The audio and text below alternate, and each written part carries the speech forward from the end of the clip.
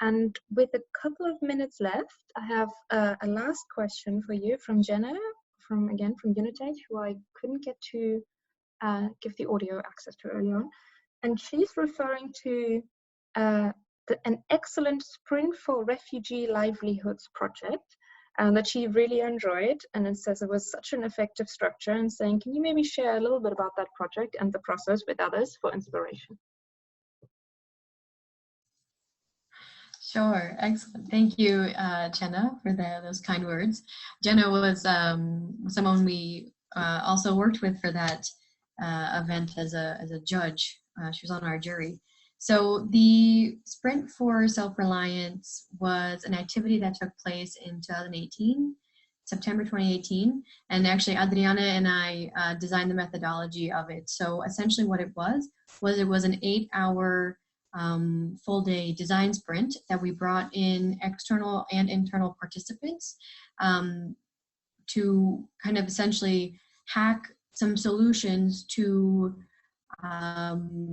refugee livelihoods. So looking at how we could improve and or come up with solutions to better offer trade-led, market-based economic opportunities for displacement affected populations.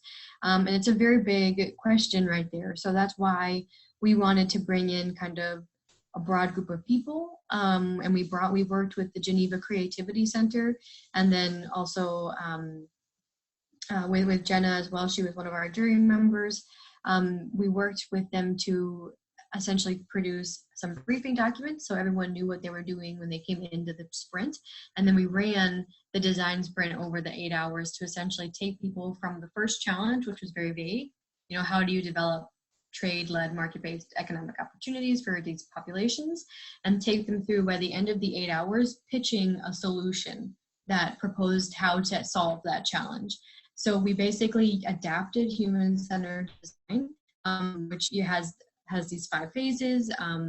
There's empathize, define, ideate, prototype, and test. And Adriana and I, what we did is we looked at the 8 hours we had, and we kind of pulled a bit of the tenets of human-centered design, and we put them into this design sprint so that we could guide people through, you know, understanding the challenge, focusing it, generating the ideas, getting the feedback, and continue iterating on that process of design until they could get to the pitch at the end of the day.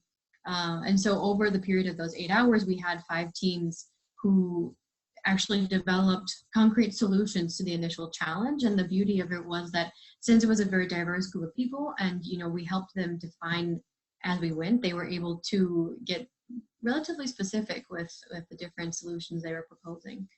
So yeah, I'm not sure, Audrey, if you want to add anything to that.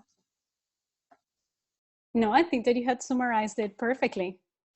Next time, if we have Jenna speaking, then she could give us also her perspective as the jury in the in the day. But it was a very energizing day. It was really, people were very motivated, and know that we thought about the challenge that was to plan a session for a whole day, but actually energies kept really high. So I'm not sure if it was the cookie or the coffee, but no, it was a really, really good activity. And even now that we have really good comments such as this one from Jenna, it makes us really glad.